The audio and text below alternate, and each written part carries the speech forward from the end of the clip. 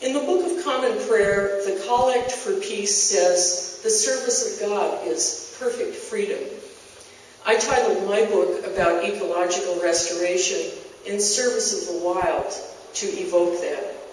Restoration work is service to the wild, a way of doing something to combat extinction. Wherever I looked, I saw it liberating its practitioners from despair and sowing landscapes of hope.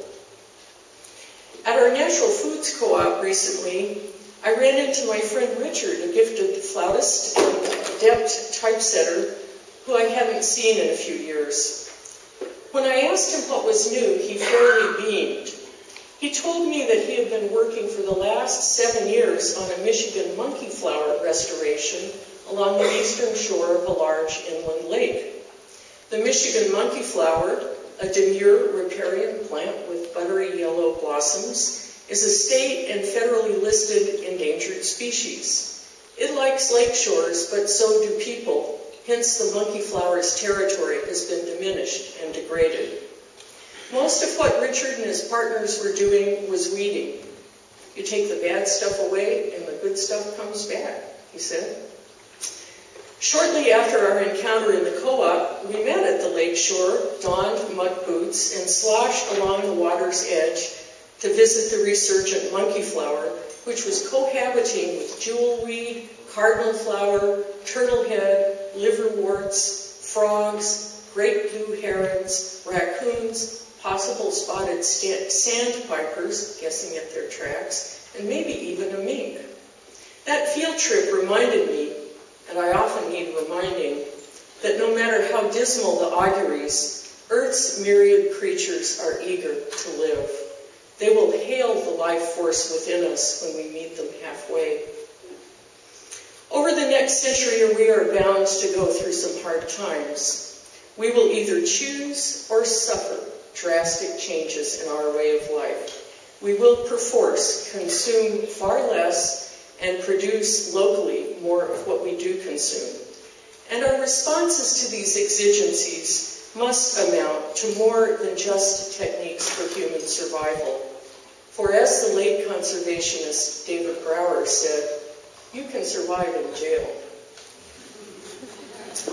We hear a lot these days about doing the right thing, but our conception of rightness is often self-concerned and incomplete. We have tried to evade the laws of nature.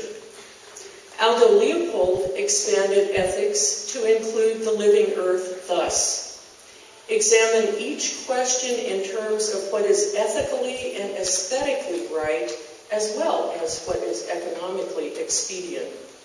A thing is right when it tends to preserve the integrity, stability, and beauty of the biotic community. It is wrong when it tends otherwise. If the future is not to resemble a cell block, then in addition to learning how to meet human needs within straitened ecosystems, we must do right and dedicate ourselves to preserving the integrity, stability, and beauty of the living world. Nature, humbly observed and rightly served, reveals the truths to steer by.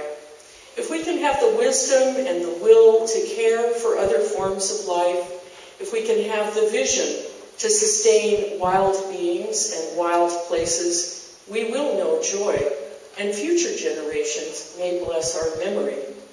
For as Henry David Thoreau said, in wildness is the preservation of the world. There could be no greater purpose than rescuing what we can of the Earth's biodiversity. Gather the resolve by connecting with nature, even in a vacant lot. Spend time with undomesticated creatures. Go to places where human beings are few and wild things are many. Listen to the voices of the insects and the leaves. Watch the seasons change. Sense life's great patterns. Join the wonder of it all.